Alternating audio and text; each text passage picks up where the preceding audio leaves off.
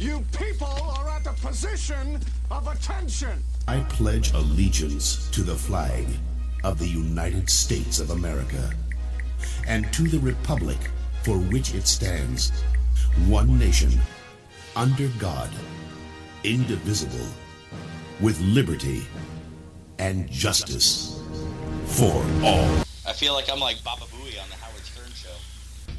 I'm a land farmer, motherfucker.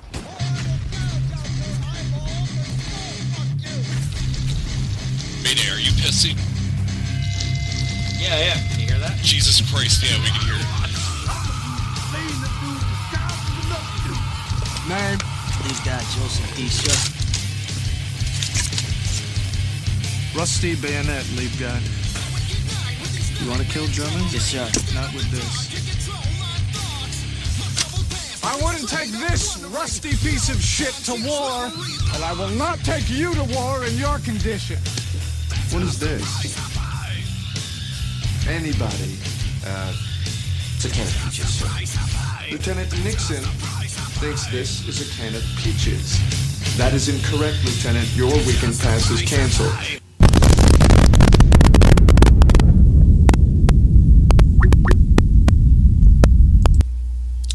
Hey, what's up, everybody? It is Tuesday night, Dawgs of War Radio on allradiox.com. I'm Lunchbox. I'm joined with DV Red and DV Mini-Me. DV Brohammer is currently selling off all of his possessions so he can go be with DV Bacon 6. So, otherwise known as Sack Tapper. But, so, here we are. Is that Bacon 6 or Bacon Sacks? we could modify the name. But Mini-Me, what's up, man? Not a lot. How you doing, sir? Not too bad. I've had a pretty good last week since we had our last show.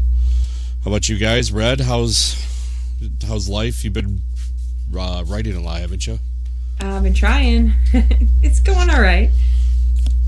That's cool. Yeah, well, busy. Tomorrow is my son's birthday, so that takes time. Oh. Nice. Yeah. How old? 8. Oh, boy. What are you guys doing?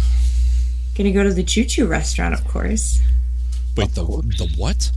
There's a restaurant that delivers the food on the on trains, on a model train. That's brilliant. Right. Isn't it? Once There again, are tons of them nowadays. I'm in the wrong line of work. Right? And this one actually has real food as opposed to, just hot dogs and mac and cheese. So it's kind of nice for the adults, too. Nice. That's probably what he's going to order anyways, though, right? Being 8. No, not that guy. No. He's the one who steals asparagus from his sister's plates. Really? Yeah. I never thought I would have heard a kid doing that. Oh my gosh.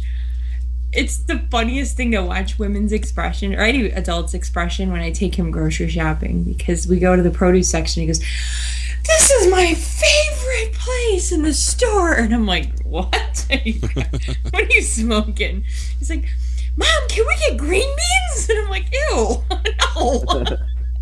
He's like, I'm like, "What did you have green beans?" He goes, "Oh, we had them at, daycare or whatever." And I was like, "Okay, yeah." Like, I swear to you, he spent an extra $50 of my money on produce that day because he was like, "Can we get celery? I love celery." And I'm like, and all the women in the store are looking at me like, "What did you do to this kid? And will you do it to mine?" Tell me your secret, oh wise one. I know, right? It's called "You Feed Them Well." If you don't offer alternatives, especially when they're young. Yeah. With him, right from the beginning, I always pureed whatever we ate. So he always had my cooking, as opposed to my older ones that had jar food. I mean, not that there's anything wrong with jar food, but I made it a point for him to always eat what I cook. And it paid off. He's a good eater. See, my daughter started out as a good eater, and now, I mean, it's gotten better, but she, all of a sudden, it was overnight, she just stopped eating. Yeah, they do everything. That. Yeah, and now she questions everything. I mean, you know, they have their growing days where they eat everything in sight, and other days where they don't eat at all. Or, you know, we all have our days we want mac and cheese. But Right. With bacon. yeah, duh. Bacon is silent. It's implied. There you go. No, with him, I'm fortunate that my nephew is mega athlete, and he actually is looking at a career, God willing, in the NFL. He's in college football now. He's a big boy, and my son is built just like him. And I would tell him all the time, like, hey, if you want to be big and strong like your cousin, you need to eat your vegetables. And he'd say, okay, and he'd shove them all in his mouth at once, and then drop and give me 10. Did you explain to him that when he's eating said vegetables that he's not allowed to choke on them to freak mommy out? It was so great, though. I mean, he does it all the time. Or he'll, like, flex and go, look at my guns, Mom. I love it. I absolutely love it. Have you told him about the gun show? Yeah, well, I think I had a T-shirt of his that said, "Get your tickets to the gun show." Nice. He's an awesome kid. There's no weight on him either. He's just all muscle and bone. Big, tall, too. He will be linebacker material. Hell, his cousin's the center for his team, so 6'4" and 300 pounds of muscle. So on tonight's show, I have a couple rants. I have a friend of mine he's still in, and he's next year around April 1st. He's gonna be discharged, and I'll get to that here in a little bit because it's not his request why he's getting out. He wants to stay in, but also too, Red saying that Mini-Me, you have something you'd like to bring up tonight? Yep, absolutely. Okay. Is it about Brohammer's sex change? No, I was just read into that not too long ago, and I'm still on the undecided, on the fence about that one. But Okay. we'll get to that at the end of the show when it usually spins out of control. That'd probably be a good time to address that. And here I thought I fixed that right. Damn it.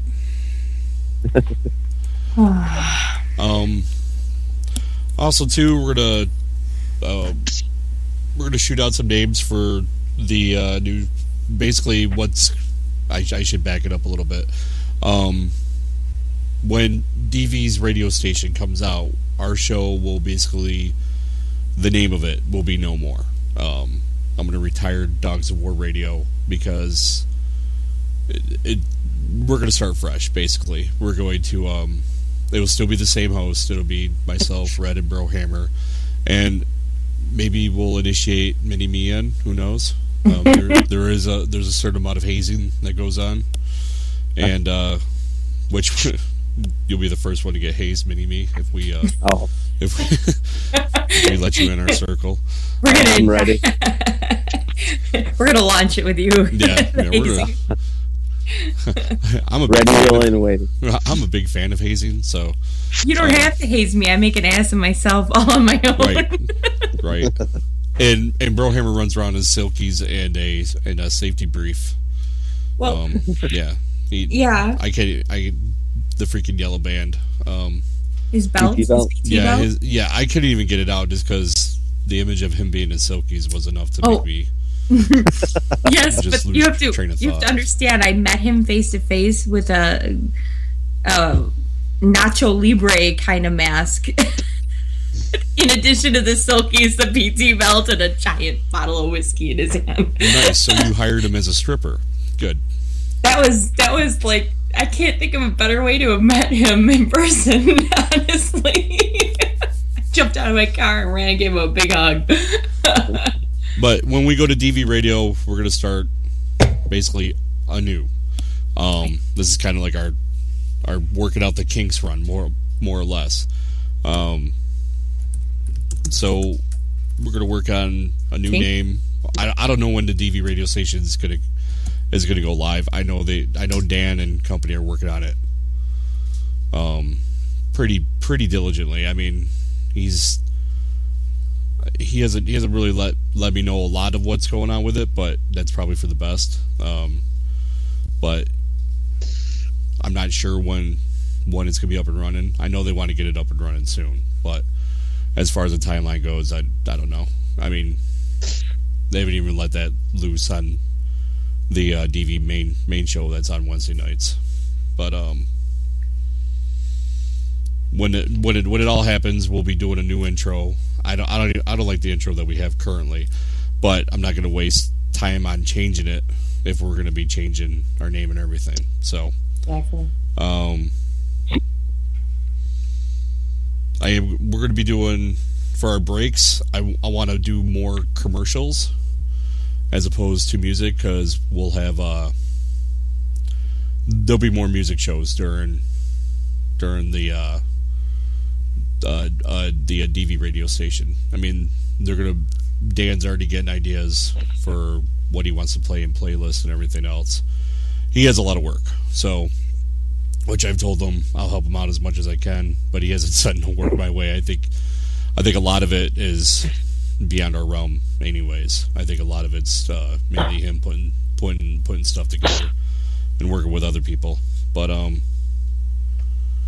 let's see, what do I have down on my list here? I actually wrote up a list the other day when I was at a meeting, because the meeting was boring as hell. They usually are. Yep. And unfortunately, this meeting had really nothing to do with me. So, yeah, I have a question down here. What can we do differently than other radio stations, or the internet radios that are going on? As far as I know, Warrior Point is done as far as radio. It's a shame. Yeah, it is, because I like their shows. It was different. It wasn't DV where there's like a bunch of shenanigans going on, because you need those serious shows every now and then. And I think ours are like half and half. I think we're serious, but we also get sidetracked very easily. But which is fine. I don't mind it. But I mean, yeah, it sucks. Hopefully down the road somebody will grab the torch and run with that. I like the tone of that one. It was very inspiring. It reminded us to join together and a rally. Yeah. Well, it's Armand, right? Or Armin, or Armin. Yeah. He's. I don't know. I would, if I were to get pumped up like on a football field or something, I would want him in the middle of the huddle, basically give us like an inspirational speech. Yeah. He's got that figured out. Yeah. But who knows? I think it was. I think he just got busy, especially when they got their nonprofit status. I think a lot of things opened up for him, and he's got to take care of the main stuff first. So. Yeah, they're growing and adapting, and he's got a lot to do. Yeah, and I mean, hopefully he's able to, down the road, to pass off some of his duties, get some help and stuff. Share the wealth, and hopefully he's able to come back to radio. But and we had Proby's. Did Proby debut last week or the week before? I think it was last week. It was last week, yeah. Yeah, and I actually reached out to him. I love Proby. I think he's a very, very intelligent individual. And from listening to his show, I actually, when they were talking about homeless vets, I actually reached out to him and was like, you had like the general basis of it, but there's a lot more. If they talk about it again, I would love to come on the show, and because I'm learning a lot of my job, which I work with homeless veterans. So, yeah, you'd be perfect to hop on that show and explain not only your job, but I mean the whole situation. Right. I think down the road, I think he might reattack it, but I think he's got more of a layout than what we have. I think he's got more. I think like Chris Mintz is supposed to be on the show. I think this week. Mm-hmm. It's either this week or next week. I want to say it's this week, which I'm looking forward to that. I think that's going to be awesome. And Doc Derek.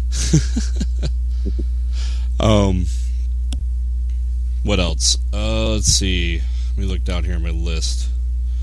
For the new intro, I think I'm gonna get some sound bites from our past shows. So we'll be all red, and but I'm also that speech from Patton, the movie there. I want to Reagan.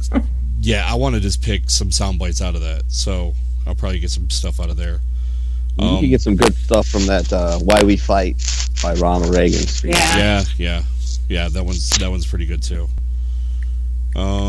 Let's see. I've been posting more on a Dawgs of War webpage, or face. Or they're a Facebook page. Because I've noticed that when we share more and whatnot, you also get those people from that Facebook page too. It generates more, and it gets our numbers up as far as that goes. Obviously, it doesn't get our numbers up here in chat because we have, the host to listener ratio is great. We're 1-to-1. You're gonna get Pitbull was supposed to be with us tonight. I don't know where he's at. I assume the Devil's coming, but Devil's been whoring himself out to WTF Radio. So, oh well, it is what it is. Let's see. I'm going to venture off into the realm of Twitter. All right. Right. I don't know. I didn't like Twitter like last year and the year before that. Like every year I try Twitter. I have a Twitter account. I try it. I hate it. I hate it too. It's the whole hashtag thing. Like I hate hashtags. I think they're stupid. But it's really two-part here. My job, they're going into an advertisement deal where Twitter's involved. So I figured what better way to learn Twitter than to do it through the radio station and just try to learn it and try to figure it out. Who knows, it might bring us a different audience. So I just don't get the mechanics of it. I mean, at least with Facebook you can, I don't know, maybe I'm just old, but I don't get it. I'm like, I don't get it. Right, yeah. I mean, I don't understand either. But hey, we'll try it. Give it a whirl. Let's see. Might be a Veterans Day show. I was talking to Dan about it. I mean, DV's gonna do one that night, obviously, because it's Wednesday night. But I brought up to Dan too that we should do something during the day. I have off that day. I don't know what his schedule is, but there's other veterans that have off that day. It's basically. I wonder if I will. It's our celebration day, more or less. So why not play some music? Why not, cause some ruckus? I'd love to have Dan on just calling people and calling restaurants that are offering like free veterans meal and just giving them a bunch of shit just for the hell of it. I think that's all I had. Let's see. Yeah, other than my rants, which I'm going to do them in a little bit here. But, stupid Facebook, keeping me distracted. Alright, but, I don't know, name ideas. Does anybody have any ideas off the top of their head of names? I mean, Proby's name for his show is pretty damn cool. I like that one. Yeah. I was like, shit. Yeah, right. That was good. I was like, damn it, I should have thought of that first. Trademark that thing. Standby to standby. That's the first thing that came out of my head. I don't know. That's actually, I mean, that isn't bad. No. Sound off. I remember it. Sound off. Yeah. I mean, oh god. Hold on, I'm writing them down. Hurry up and wait. All Read, right. follow, or get out of the way. That's too long for All right, that. sound off. Favorite sayings. Was it hurry up and wait? Yeah.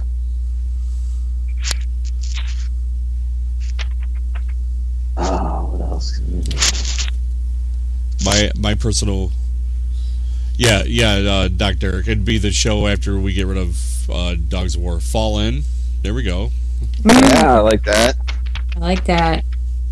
I would say receive the report, but it's kind of close to the salute report. So Mandatory fun. I don't know. I kind of like Sound Off, to be honest, but In route Fallout. for the colors. Oh, Zonk. We can name the show Zonk. Zonk. I don't know if the Air Force has that or not. No. Zonk was basically you were all stated in a formation out there for PT, and either your platoon sergeant or the first sergeant would turn around and just yell Zonk, and if you're caught like after like 30 seconds, you had to do PT, so everybody would just book. Wait, what the hell? Sorry. Is that a Halloween toy? No, it was a ringtone from my phone. Like a velociraptor. Right? It's Tusken Raider. Oh, yeah. And I see the internet went crazy last night when they did another trailer for Star Wars. Yeah. Well, how about I told Red this last night. How about Bohica? Bohica? I thought of a name. You know what that is? No. You're an army guy. I heard it from an army guy. Did you? Yeah. I never heard of that. How about cadence, guys? You know what it is? Cadence? That sounds really girly. Cadence is what you call for to keep the beat. It's the rhythm of the march. Yeah, I know, but it just... Cadence sounds okay. It sounds like it's a girl's name, basically, isn't it? I've heard it. I've heard customers say they named their daughter Cadence. Yeah. Yeah. I thought, man, I wish I'd thought of that. You know what Bohica stands for yet? No, hold on. I'm looking. We had a tank named Bohica in Bravo Company while I was overseas. Fuck, I'm gonna have to Google this shit now. It's great. It's one of the best military acronyms I've ever fucking heard, ever. Alright, I'm Googling this shit. It applies. I can't believe I don't know this one. And of course Google's being slow as shit. I have a separate computer that runs Facebook and everything else, which I told Proby because towards the end of his show, like, shit was kind of screwed up. So that's right when I called in and I had something that was just totally gonna nail him on, and you could barely hear me. And he's like, "Hold on, I think we're having technical difficulties," and then boom, the show just cut out. I'm like, shit. Okay, Doc Dare just Toby. Oh, okay. And there's crackling going on. Hold on. Oh, I can't turn it on that computer. I don't know. Somebody turn on their sound for a second. I don't care if it echoes over, but just let me know if it sounds like it's crackling. What the fuck is that? You said to turn on sound. Wow. Wait, is that what's really playing? No, I was just being a dumbass. I was like, wait a minute. It's more than just crackling. That's a whole different show. And then I was thinking to myself, how the hell does Doc Derek hear us then? I was all kinds of confused. It could be... Hold on, let me check the main here. How about Eddie's? Eddie's would probably be a good one. Yeah, I like that. Let me write that one down. Let me see. So far I got standby to standby, sound off, hurry up and wait, fall in, and now Eddie's. I still like sound off better because it's more like, we're getting things off our minds. And I don't know why I just took a handful of chiclets and put it in my hand. I guess I'm eating gum. I bought a pack of chiclets the other day so I could use the grocery store thing as like an ATM. So I didn't have to pay an 5 ATM fee. And then chiclets brought me back to the days of eating MREs. So that was good. I was to say it brought me back to Tijuana, but you go across the bridge to go into Tijuana, and once you cross the border and you go across one bridge, right, and all the little Mexican kids run up to you, chiclet. Yep. Like, oh shit! Like, I used to just buy a whole box off them, like, just here for a nickel. eat a box. Yeah. Yeah. I only went over to TJ once, and yeah, that was actually my last memory going to TJ, and then I woke up back in America, like the next day, as Brohammer would say, I time traveled. Oh yeah. I took a bunch of British Royal Marines down there that were training in our camp at Las Pulgas, and oh yeah, I woke up to in the barracks with the sound of an opening beer can. Time to drink, mate. I'm like, oh, what time is it? 6:30. Sun's up. It's wrong with you. Brits know how to party. Right. They do. Holy crap, they do. No, I remember waking up in the hotel and I said, I looked over at my buddy. I said, "Are we in America?" And he goes, "Yeah." He goes, "You don't remember coming back last night?" Nope. Sure don't. We didn't get arrested, did we? He goes, "We'd still be in Mexico." All right, fair enough. Yeah, you don't want to do that. I had chaser duty when I was at MCAS Miramar, and we used to have to go down and check Tijuana jails for sailors and Marines. Oh, that's fun. To see if they're, and then we had to bail them out. And they didn't look too good after a night, so. See, I'm trying to see if I forgot anything on here. Oh yeah, we're gonna use YouTube. I don't know if I said that or not, but I can't afford Podomatic. Basically, you can only get X amount of storage space with Podomatic. They basically throw you a line where you get their service for free for a little bit, and then they're like, okay, now that we've gotten you, please start paying. So I'm going to use YouTube, which if I do it right and I edit the show right and basically take out the music when I edit the show. And when I say stupid things. No. Nope. No. Nope. Well, I have to get this gum out of my mouth. We don't show left. Fucking chiclets. But basically when I edit the show and I take out the music, we won't get dinged for copyright infringement from the music, because that's what happened in the last show, and you can actually get paid for whatever advertisements they run. Like, they'll give you cents on the dollar. Wow. And, yeah, which I was like, we can actually make money on the show that can go towards us running the show. That works. Makes sense. Mm-hmm. It might even inspire us to do show prep. Right? What's that? Actually, I was sitting here doing What's that? I was actually sitting here doing a show prep, and then I look up and there's a window up on my computer, and it says Windows is going to update now, and you can reset it now, or you can reset it or it will automatically reset it at 9:02. I was like, you bastard! So I had to let it reset. You bastard! I was like, you can't reset during the show. That's un-American. True that. All right, so we have some names. I'm sure Brohammer's gonna have some amazing names. Mm-hmm. Oh yeah, like the PT Belt Brigade, Silky's R Us. I mean, it's Silky's R Us. Yeah, he's gonna go nuts with it.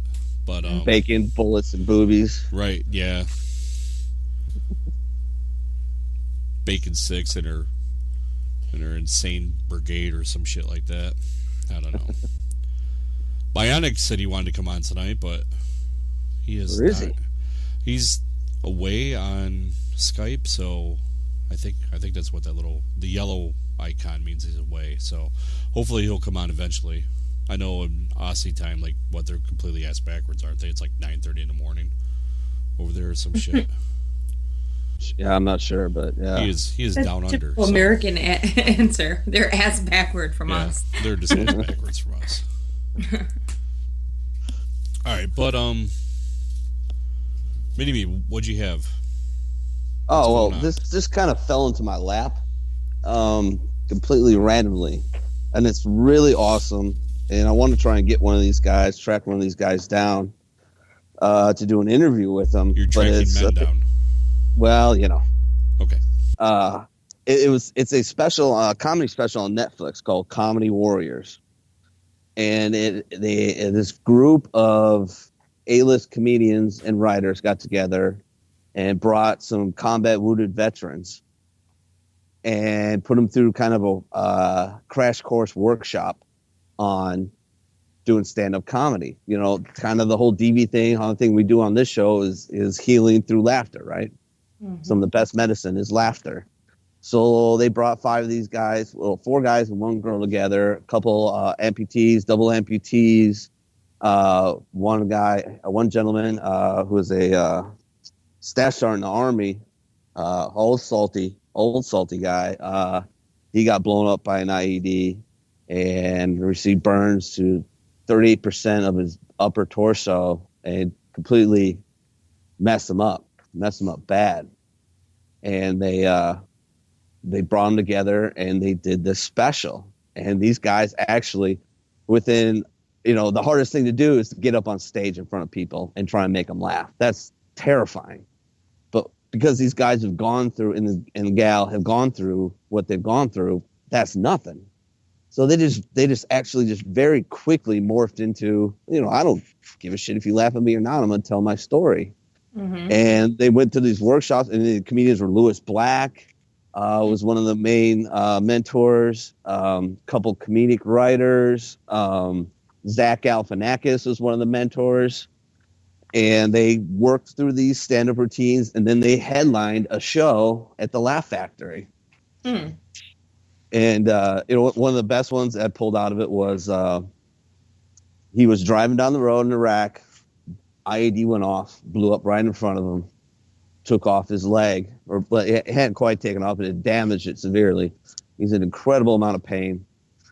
And he says, I got in the helicopter, and the medic looks at me. He goes, how do you feel? He says, I hurt like hell. He goes, well, I'm going to give you Demerol. And he goes, will you marry me?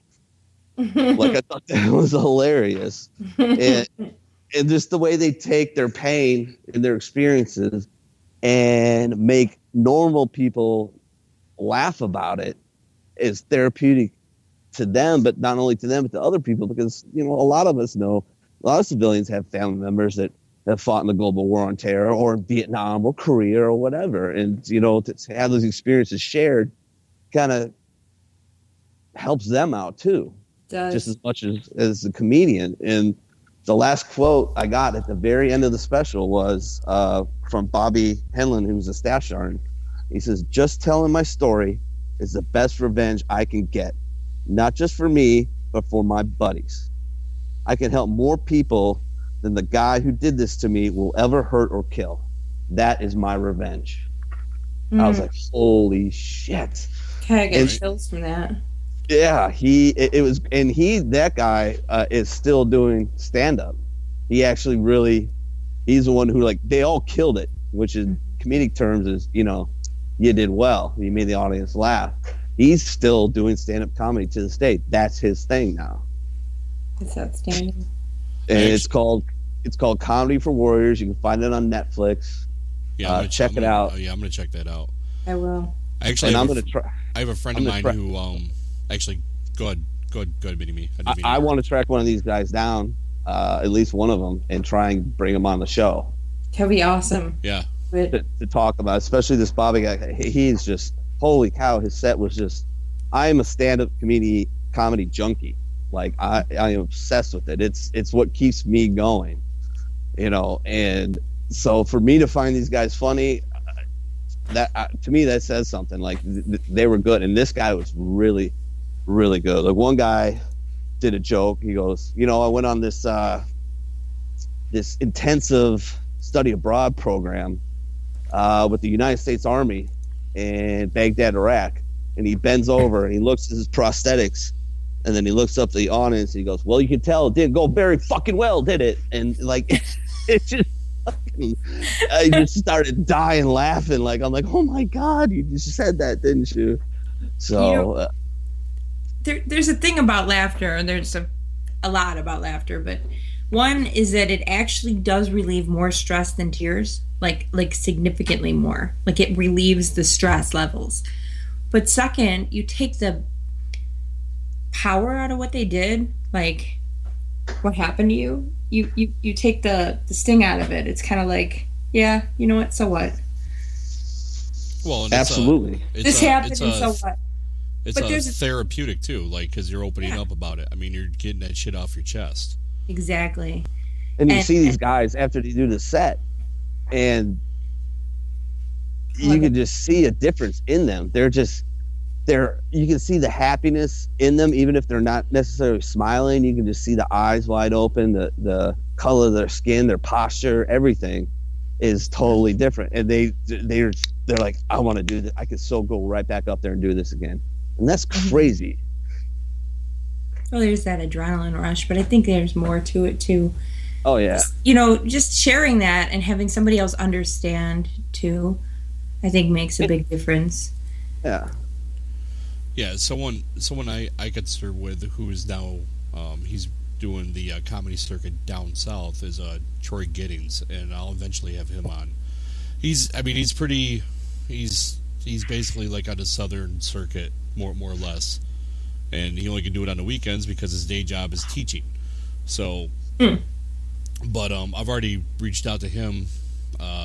Actually, a couple weeks ago was the last time I got in contact with him, but I was gonna get him on the show the week before last, and because I wanted Bulldog to come on like 2 weeks ago, but it just didn't work out. So he came on last week, but so I reached out to Troy Giddings at the last minute, and I was gonna have him on, and but he was grading papers. He was like, no, he's like, I really gotta get like through this. He's like, but contact me in a couple weeks, and I'll come on.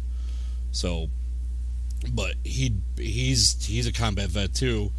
I had a chance to serve with him when I was stationed over in Germany. Great guy,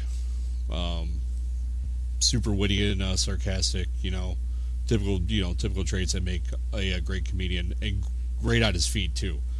So, yeah, it'd be nice to get somebody from that Netflix series on. That'd be great. I mean, if we can get that. That would be amazing. I'll do it.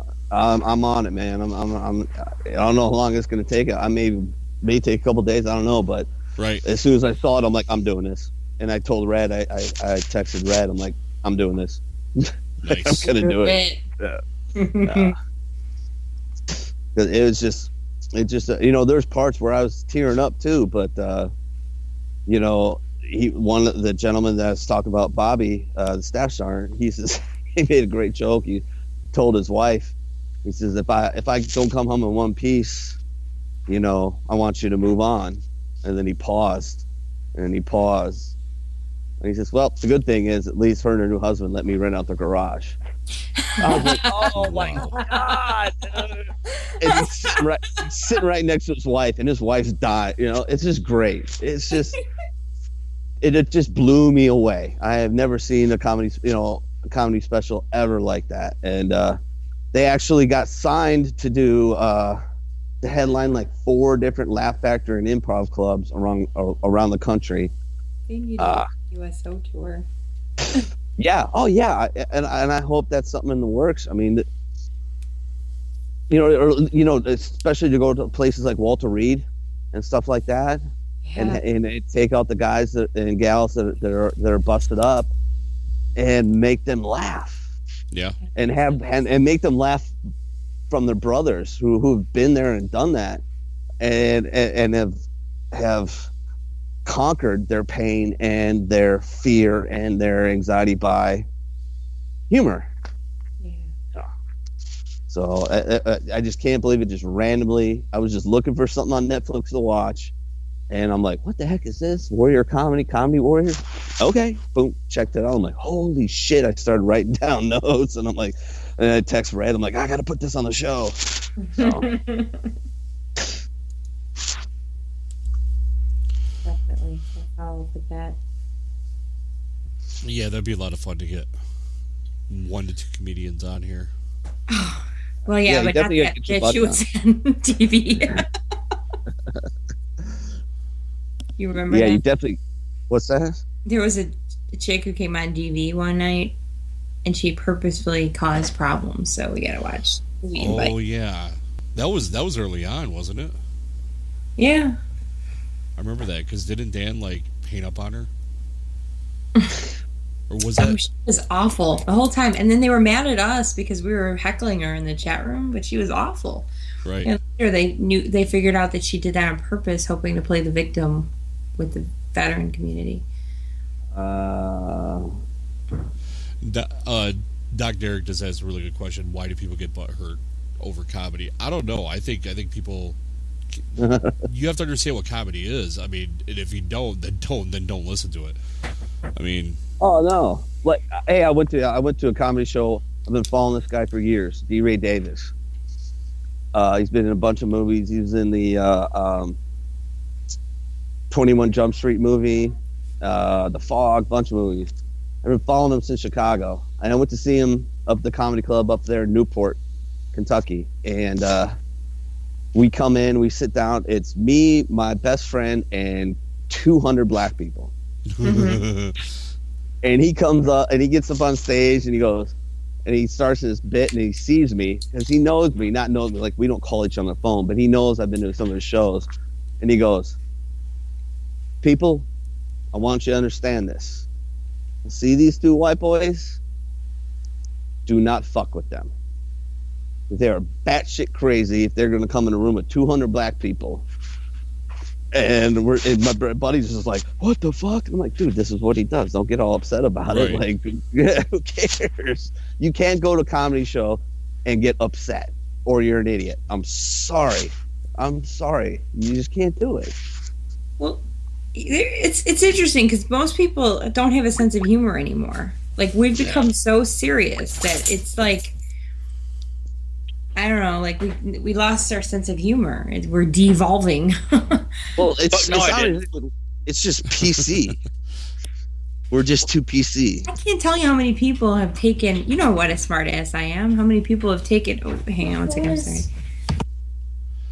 And welcome to the show, Bro Hammer. Did you sell all your furniture yet? Hopefully. Sorry about that. People actually wanted to buy your furniture? Yes. Did you give them? Did you boil it first? Listen, we have zero followers in this town who are potential buyers or who know me or even know of the Bro Hammer. Did you get all the silkies and PT belts out of the cushions? I promised I would vacuum it before I sold it. Okay. Now, I got a message that we are apparently looking for a new name, which I knew we were, but I didn't realize we were pressing it on air. Yeah, why not? I mean, we command a total of 4 people in chat, plus whatever's in the basement. I'm assuming that Bacon 6 is in the basement listening. Bacon 6 actually will probably be on with us tonight, but so I started thinking about it just a smidge while I'm talking to potatoes, and holy fuck, potatoes! Oh my god! I just hope the potatoes have the cash in hand come the day. But that's all that matters at the end of the day. So I thought how ironic would it be to be able to call ourselves the bar. You know, what are you going to the bar tonight? No, I'm just listening. That's it. Just listening to the bar. That's all right, it. I'm adding it to the list. I like it. And bar is just, we're used to these things called acronyms. And one of these days I want to make an acronym out of the full word acronym. Just not thought about that. Because I love fucking irony. But bastards after... Six now? No, this just came to my head just now. But you said you love fucking irony. Well, yeah. But for the show name, Bastards After after Retribution, or the bar, because our show doesn't align left or right; it aligns with fucking common goddamn sense. Right. Yes. Yep. No, I have to write that down. Jeez Louise. Bastards After Red. Okay, got it. Retribution. Oh, Retribution. Shit, sorry. Is that a Freudian slip? No. I just wanted to make Red laugh. And it worked. Yes, it did. Thank you. Okay, so you don't want it like the PT belts, you don't want it like Silkies R Us. How about detox? Oh wait, no, that would imply no alcohol. Yeah, that didn't imply alcohol. Yeah. Brohammer, Well- where's my koozie at? On my end table. We don't talk about that on the air. Leave your koozie out of this. No. He was supposed to take it to Bacon Six's house where he was going to make her mail it off, but he was too busy eating bacon and getting married. So, Well, priorities. I know, right? There you go. But yeah, I was. Now, I will have you know, I did take my PT belt with me. I actually flew with it on. No, you didn't. Did you know? I bet you did. Yeah, you did. If you walk into TSA with a PT belt on, a DV radio hoodie, and all, some sort of other things, you're probably going to get extra screened. So, how many knuckles did you get? 17. Wow. 17. It's a painful day at the office. That was way too quick to not be true. I know, right? He didn't have to count it. He was like, I already know the answer to this. Oh my god. Actually, it was really cool kind of show promo. Because at least at one of the airports I went through, I would say that at least 80% of the TSA employees were wearing a branch pin of one sort or another. Nice. Yeah. That's pretty cool. And I asked, I said, hey, how do you put the window licker in charge of any kind of technology? And I got a pretty good hearty laugh out of it. Still got screened, but, hey. They're like, yeah, we think it's funny. Now, can you go ahead and get completely naked? And we're going to put some gloves and give you 17 knuckles deep. But something else I brought up too, which now we have. Let's see. DV Kermit says he has a great idea for the show. It's to involve Red and Tim from Grunt Style. Oh no. But since we have more people in chat, what can we do differently on the show that no other show is doing, other than involve Red and Tim from Grunt Style? I had a little idea about maybe. Well, your name probably- is Mini Me, so I can understand it'd be a little idea. There you go. Bada bing, bada boom. But don't. Getting with the VFWs and maybe once a week, pulling up a soldier, Marine, sailor, airman that has passed away, and research them a little bit and read their story, tell their story.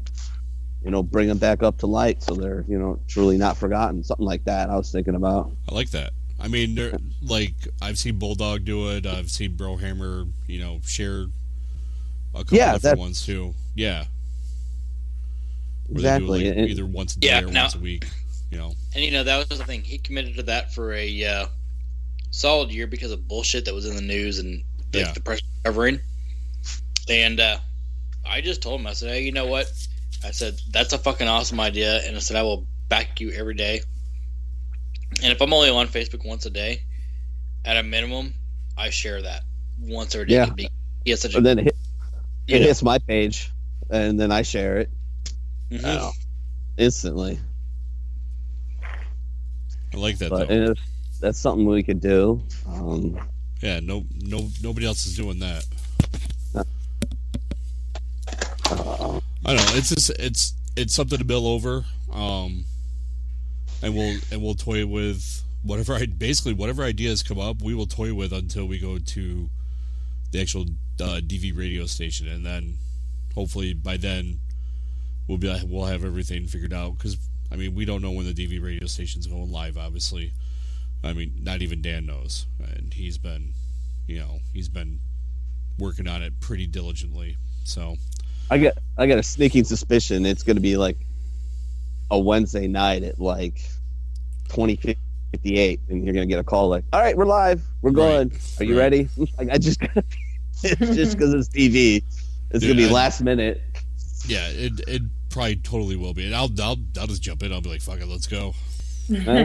No, it'll be roll. planned fastidiously, and then it'll the 11th hour change. That's what it is. Yeah. Change 1, change 1,000. Yeah, and the thing is too is everybody will see like a special announcement. It'll be like a huge big announcement, but nothing will be said, and then all of a sudden, bam, it's gonna be right there, and we're like, holy shit! So be looking for all special announcements out of DV. And Brohammer, what'd you think of Proby's show? We would call it flawless planning, unknown execution. There you go. Typical. DV Kermit wants us to get a twat waffle on his show to stir shit up for a good combo. Oh man, if one of my civvies was off work, Brohammer knows about what happened that night. I might had a recall a friend- thing or two. Yeah, I had a friend. I came home from the bar. I got on Skype, and we call it the Skype squad. It's Brohammer, Sack Tapper, DV Liberace, DVQ. I call him DV Shakes now because he's had a couple of seizures. And he's like, I want to listen into this. And so I didn't have my headphones at the time, so I just had to put it on speaker. And he started commenting. I'm like, dude, just shut up. Just don't. And Sack just lit into him. Oh my God, it was brutal. And he's like, I'm out of here. I'm like, I fucking told you. You don't know how to handle us, like, all together. You're like, he was seriously butthurt. I'm like, I told you, you fucking potato. You have been warned. Yeah. And he challenged the Sack Tapper. And when you do that, there's only one thing that's going to happen. You get tapped in your sack. Yep. And he did. People don't take warnings seriously anymore either. And Speaking of, I seriously- hadn't heard of the show. What's that? She has been added to the show. Oh, hey, Sack. Yeah. So she could be coming on anytime soon now. Yeah, I don't think she's Fair, connected fair, yet. fair warning. Fair warning. I had Your I sack had may an be issue tapped. with a troll family member stalking me online, and she had the nerve to post on DFV. Oh, I love that shit. Civilian. And when I told her, I'm like, look, if you've got to fuck with me, that's fine, but don't do it here. There's a mission here, and there's several thousand bored, angry vets here who don't like civilians posting. And of course, she took that as I was going to sick them on her. I said, if I was going to sick them on you, I'd have sicked them on you a year ago. Let's get real. Yeah, there's no need for that. We don't need the call. We just see the mission and react. Yeah, exactly. I was like, yeah, if I was going to do anything, I'd have beat your ass a year ago. So, I'm trying to just live my life. Could you just leave me alone, please? Sounds like you're trying to walk with Jesus. Yeah, I was, I'm trying so hard. I got kids and Oh, yeah, I had and this is glorious to say, a now former coworker try and jump on the Brohammer page and stir some shit.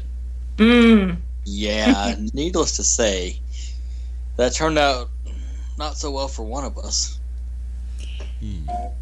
Yeah, I don't think these people understand, certainly if they are not familiar with the community, but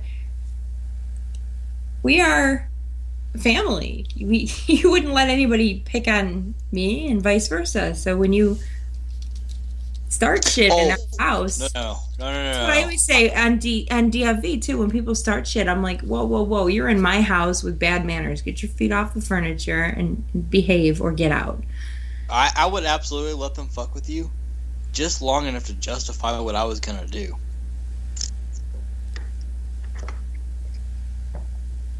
Like, within the tolerance of your feels, I might let it go just so I can come back twice as hard. Yeah, I agree. Well, And also knowing the thick skin that we all have, too. All right, so we're coming up on break. Fuck no, we're not. I've only been on this call for 13 minutes, so we've got another, 32 minutes before break? Did you guys do anything before I showed up? No, we actually World sat here in revolves around you. silence. Yeah, we just sat here in silence. Was like, man, I wonder when he's going to show. We were all praying When he's to going to be here. get here. That's what I was hoping to hear. All right, but after break, I have a couple rants. I don't know. We'll keep tossing ideas around, and maybe. You already got What do the we music have? What do we have lined up for break music? No, God, I'm just picking some random shit off of my playlist. How about the Pride? The Pride. What's the Pride? Help me out Five-Finger there. Death Punch? Oh, I probably could find that. Hold on, let me search for it.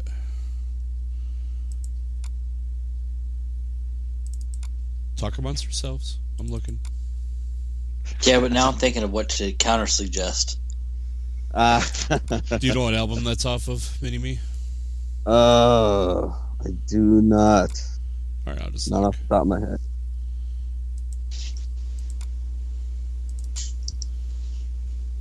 All right, and you guys are doing great. Talk amongst yourselves. Yeah. Doing good. Yeah, we are. We are. I still really can't believe Brohammer's married, even though I thought you were married when I met you, but it's still kind of like rolling through my head. Like, really? Wow. Married up. You know He what? definitely- How about some Andrew WK, Ready to Die? It's a damn good song. I got a song I'm gonna put in this thing too. Brohammer, where'd you guys do it? Did you guys like do Justice of the Peace or what?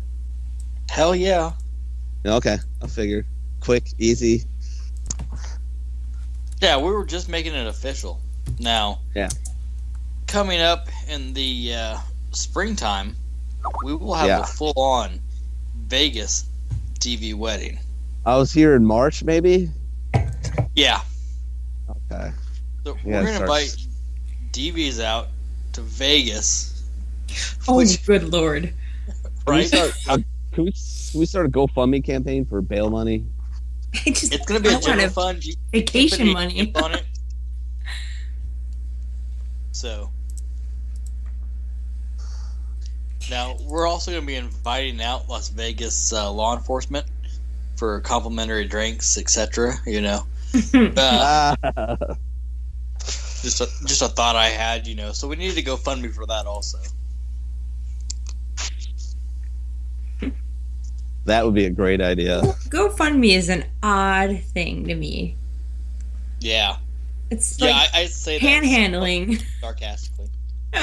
No, I know, but you guys keep mentioning it as a joke, but I'm like, it hardly ever sits right with me. Dude, I saw one today. A girl had a GoFundMe for $15 to get a fucking blooming onion from the goddamn Outback Steakhouse. I Holy- fucking kidding you not. Holy If you follow fucking- Dependa Patty, yeah, she identified a future Dependa right there.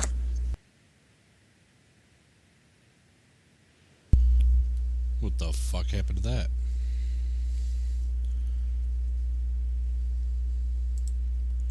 Oh well. I guess. You fucked up. Yeah, it said I'm not gonna. Oh, you know what?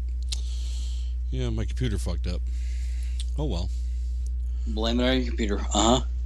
Well, call no. up- Okay, so I have a hard drive reader that because I have external hard drives that I hot swap back and forth, and every now and then it acts fucking stupid. It unplugs itself and plugs itself back in. So that's what it did, and of course it did it right in the middle of Five-Finger Death Punch. So now I might just go out and Maybe that's a sign.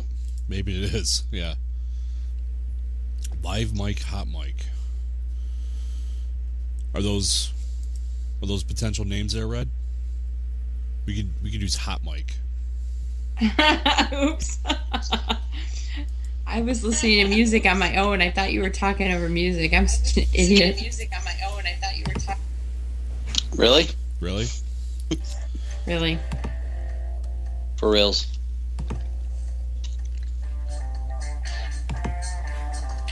Who else is playing music? What is that? Who's like Betty? No, that's not Black Betty. No.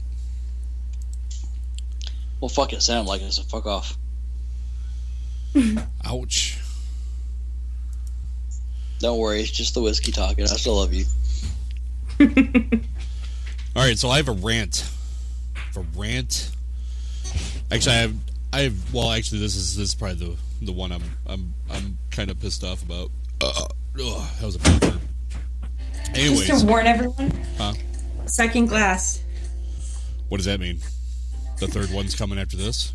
What the hell is that? Who's listening to music? It's probably Sack Tapper. Holy shit, Devil's on. Peggy 3. What the fuck?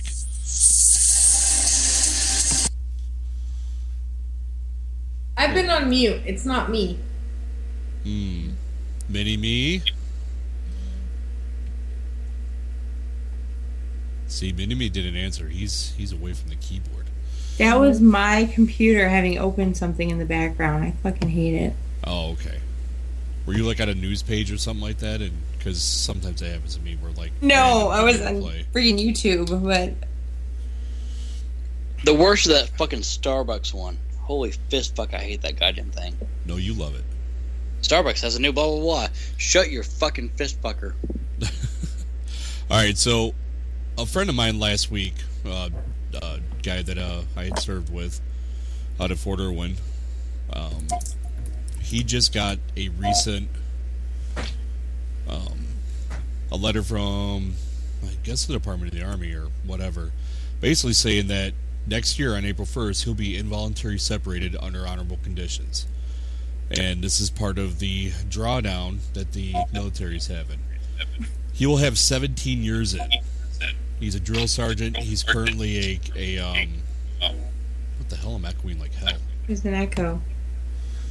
Someone has their speakers on. Now wait. Is this an April Fool's Day joke on him? No, it isn't. No, yeah, because the Department of the Army does that. No, but he's been a drill sergeant. He's currently an instructor at, God, I want to say either Benning or one of those places down south. But I mean, after 17 years, he's fought in combat for our country. The green weenie is striking, huh? Right. And he wants to stay in. Like, there's no reason why he can't stay in. He's actually he's got hearing loss so bad in one ear that he has to wear a hearing aid. But that's one of the things that happened to him in combat. But he can still perform his duties. He wears a hearing aid, so and actually you can't even tell that he's even wearing one. But it just really pissed me off. Like, you have a guy who actually wants to stay in, and he doesn't, you know. He was at, like, he had a couple rough nights last week because he couldn't deal with this. Like, he was just like, this is bullshit. But like a lot of us that had served with him and who've gotten out, who, you know, have had success in the civilian world, we all reached out to him, you know, because I mean he's one of our brothers and whatnot, and we all said, you know, it isn't bad out here in the civilian world. There's a lot of idiots out here, but you can make a decent living out here. And basically he just wants to serve. And people are telling him, you know, like, reserve guard, you know, you can do that. You still finish out your time. You still get your retirement and whatnot. And he's like, no, he goes, yeah. He goes, I know that's a viable option, but he wants to stay in. Like, right. And Does he have any chance of fighting it through the system, or is he just is that it? Well, as soon as he got the letter, he immediately called DA. It was just like, look, what the hell? Like, what can I do to, like, is it a matter of me moving to a different assignment? You know, he was looking at all options. I mean, he was like, basically, I'll take an assignment in Korea for somebody, you know? Like, he was looking for, like, shitty assignments just so he could stay in. And it's part of the drawdown. Like, basically because he's been looked over. He's an E6. He's been looked over a couple times. And everybody that he's talked to, because he got into some trouble when he was a private. I mean, everybody did. I mean, no, not everybody got caught. That is a very true statement. I myself only have one Article 15. I should have had enough to kick me out and throw me into jail. But I only got caught the once. So, and I had a lot of people looking out for me. For whatever reason, he's got, a couple down there, but to be honest, I think when you're a private, you have to have those fuck ups to make yourself a better soldier. That's my opinion. I mean, you learn what not to fucking do, or right. B, how not to get caught. Right. And I think down the road, like, as you're becoming a NCO and whatnot, and your privates are fucking up, you can be like, hey, look, come here, Junior. Like, I've done this. You shouldn't be doing this. Okay, it's only gonna fuck you over in the long run. Why did you get caught doing this? Right. I can't stress that enough. Yeah.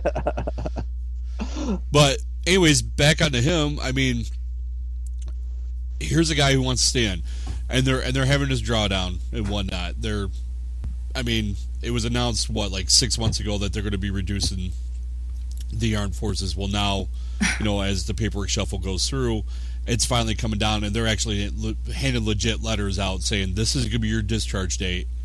So sorry for you, and he doesn't even get like early retirement or anything because the Department of the Army, or I'm sure it's happened in the other branches too, has said, this is what's going on. You don't even get a, like an early retirement or whatnot, because I believe you still can early retire at 15 years, but which I'm not sure. I don't know. I've been out for 11 years now, so I don't know if that's still the case. But after 17 years, sorry for your luck. Peace out. That's bullshit. Yeah. And I know this too. After we have our next election, whoever gets voted in, we're going to be off and running against somebody else. And guess what? They're going to be fucking calling everybody to join up again. Oh yeah. And because that's just how it goes. And this fucking guy, who'll be at that time, he'll probably be, he'll probably be too old. Hopefully, he does go into the reserves. The reserves. All of a sudden, I have some fucking accent.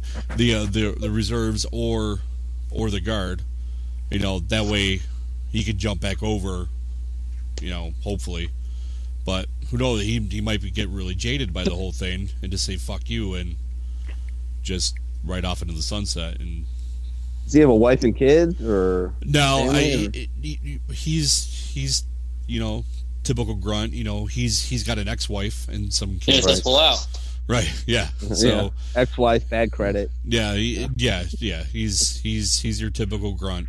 I don't know. He does have a fiance and whatnot now, which she fully supports him. She's a great girl. But he's got enough college credits to go to school and take like a couple semesters and have a degree. Just through all the shit that he's got a ton of schools underneath his belt. He can get out and he could, within a year or so, he could have a very successful career doing something else. But the point is that he wants to stay in. Like, to me, like if you have that will to freaking stay in, give him other options. Don't just hand him a letter and say you're going to be involuntarily separated on April 1st, 2016 because, well, we're drawing down. And we know you want to stay in, but, fuck you. So, yeah. That's stupid. I remember I got a sergeant in my unit, came in. He was forced recon, this high-speed little drag motherfucker, and had a bad accident on a jump and had a fracture on his neck. And they're like, you can't do this anymore. You got to get out of the Marine Corps. He's like, well, can I stay in and do anything else? And they're like, sure, you want to be an ammo tech? And he's like, fucking whatever. And they sent him to us. And it was great because he had all the connections. So all of a sudden, we got to do all this high-speed, low-drag training stuff. I don't know why they can't do the same. I know the sequester. It's what they call it, sequestering. It's budget cuts. Right. They call it sequestering. And we're going I think it was, is it pre-World War II levels? I think they said. Yeah. Yeah. And we're still fighting the global war on terror. Yeah, good call. Yeah. Good call. It's totally fucking stupid. And take the senior guys out who've been on tour after tour after tour, who know the terrain, who know the people, who know what to look for. Yeah, let's give them a fucking ticket out and just bring in a bunch of fresh fucking FNGs and things will go well. Just unbelievable. Well, and he would be the perfect candidate to send to freaking recruiter school. Send him off to be a recruiter. Yeah, why can't he do that? Exactly. Right. I mean, we need to call Chief. Perfect recruiter, actually. We need to call Chief. Get Chief involved. E6, especially. Right. Yeah. He's an E6 who has gotten passed over a couple times for a 7. He's already been on the trail. Right now he's doing like range cadre type shit. Matter of fact, I want to say that he's been teaching like brand new lieutenants and shit. I mean, I'm pretty sure he's still at Benning. So I think he just basically switched from being on the trail right over to like one of the range cadres in a different unit. So, I mean, he's got combat experience too. It's not like he's missing something to check the block to get a 7, other than probably platoon sergeant time. I think that might be the only thing, but I don't know though. He might have that too, depending on what he did on the trail and everything else. So why not send him to be a recruiter, at least for the next couple of years? That way, when we decided to get away from being just doing his drawdown, because it's a horribly stupid idea. Mm-mm. Now he could jump right back into a infantry platoon or whatever, and bam, he's back in the fight. Yep. Minnie said something that sparked a memory in my brain. Talking about getting someone in, and so you got connections to some high-speed training. At one point, a platoon I was in, we had 1E6 and 1E7, both have been in different Ranger battalions. And then we got another E7 in, and he came from the other Ranger battalion. Mm-hmm. Now, it was a double-sided sword, because it was the biggest dick-swinging contest I've ever seen in my entire life. But the training opportunities and everything else were fucking incredible. We got to go out and do some really awesome fucking shit. Lined up some training that we normally would not have got to do. And, just some incredible stuff. But holy shit, the dick swinging contest was fucking retarded. Oh, yeah. Well, we got this guy who's this hardcore Force Recon Marine, and I don't know anything about Pogues, but Pogues take being a Marine to a whole new level, because it's like an insecurity thing. Like, they don't feel as good as grunts, so they want to try and do everything crazier. And so we get this sergeant in, and he's fighting with leadership and in the COs and the high staff and COs and back and forth. But hey, I got to fucking learn how to Australian fast rope, rappel, and I got to fucking do my first jump out of a helicopter. I mean, it was awesome. I fucking love that guy. And he organized the group. We did a field ASP at Pendleton for a month, and I proposed the idea: why don't we assault the guard unit and take their guns and steal something and then bring it to the CO? He's like, that's a fucking great idea. Let's do it. And we did it. It was fucking great. And it pissed off a lot of people, and they tried to run us up on charges, but the CO's like, no, that was hilarious. That was perfect. Like, the guard needed to be tested, and they failed, and hey, we learned something from this. Now, funny story, you bringing up that. One of my favorite moments in the Army, I was on a random fuck detail doing civilian on the battlefield at That's so much fun. What is that? Please explain. You've never done... Okay. Oh, man. You have not lived until you've been a civilian on a battlefield and you can just talk shit to people. No. Okay, so never. here's what happens. At the time, 10th Mountain was getting ready. They were gearing up for Kosovo. Now, that's not where they've been. Was Dan there? Dan there? Yeah, Dan was there. actually, he was an advisor because he had already been, because this was 2001. But our role, like, you had a mixture of 3 people that played the non-military roles. You had local civilians who were just filler, just so that they're, your crowd looked like a fucking crowd. You had foreign nationals who were there to help educate on culture and to speak the language around the guys and everything else. And then you had us, who we did a mixture of both, and then we were there for all the physical shit. So, for example, like, they had a mock-up of Camp Bondstill, and when it was time to go from protest to charging in the gate, you better believe everyone charging the gate was a motherfucking Joe. Because, like, for me, for example, like, I got the furthest, but then this big motherfucking dude snatched me the fuck up, and he got me beyond horizontal before I started my vertical descent, and dropped me on the fucking ground and knocked the fucking wind out of me. But that's not the point. So we're living in this this mount site, and the OC was like, hey, your role is to pretend like you're a local civilian here, blah blah.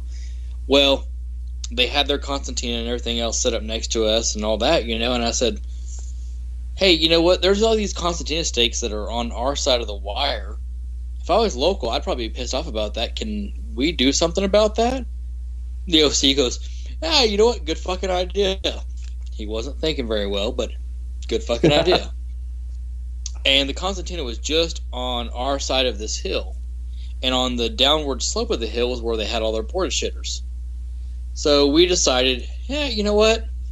If it was really our land, we'd be chucking this shit over their fucking wire, going, hey, whatever, fuck this, get this shit off our land. So here we are, and we've got probably between 50 and 60 of these Constantina stakes, and we're just heaving them over the fucking wire and hearing them clank against the porta shitters. And I don't know who can take responsibility, because we couldn't aim because we couldn't see, and we couldn't have somebody spotting because it was on the hill, and the Constantina was on the low part of our side of the hill. But apparently, a first sergeant got a little bit more than just splashed, and came back over, trying to raise hell. And there's a moment of beauty when an E6 OC steps in and goes, First Sergeant, step back in your lane. You can't do that to these guys. You don't get to count them as being in the Army right now.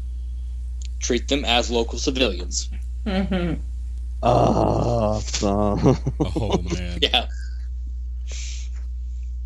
And I'll tell you right now, that was an incredibly fun detail to be on. Now, it was also a moment in history for me, too, because that's where I was at on September 11th, and being out in the field, we didn't hear anything until after both buildings had actually completely collapsed. Oh, jeez. Yeah. So, and it turned into a very different day, very suddenly, very rapidly. And if you're if you follow history, if you're in at the time, you know that 10th Mountain didn't go to Kosovo right after that either. Nope. Yeah. Wow. When I was out at the National Training Center out there at Fort Irwin, the last year that I was there, like 03 to 04, they decided that, well, I mean, it's slowly right after 9/11, I mean, everything changed for everybody, but out there, they realized that we don't fight in open desert anymore. We fight in cities. So they made a bunch of Connex cities out there, and it was great. The whole civilian on the battlefield thing, dude, I did that for like a year and a half. That was oh, good God, that was good times right there. Incredible. Yeah. I had a minivan that was all miled up, and I would play Durka Durka running through this little Connex village. Every now and then, I would have I'd have a bomb, a quote unquote bomb placed on my minivan, but they never knew. So I would just drive through, and I love this minivan. This thing was beat the hell up. I don't know how it ran. I'd bottom it out all the time. I had an M1 chasing me doing 60 through the desert one time. because this LT was pissed at me, and every time he'd take a shot at me, I would dip off somewhere. And literally when I brought the van back, it was smoking. Like, I had smoke coming out from everywhere. I thought it was going to catch fire. But, it was so much fun. I was having a blast. I was laughing the whole way. I had the radio blasting. All the speakers were broke. So it was coming through all distorted. I had like this, we'd been out there for far too long. I had like the Joker laugh going on. And then when I stopped, I ran into like the town and basically got rescued by the rest of the civilians, the quote unquote civilians that were there. But we had also had the engineers build a tunnel from one connex to the other. So we had this guard unit come in, and we're supposed to place like booby traps on like the tunnel entrances and whatnot. We told the OCs, nah, we don't want to do it this time. We want to see what they actually do. So we had a whole platoon chase us into the town.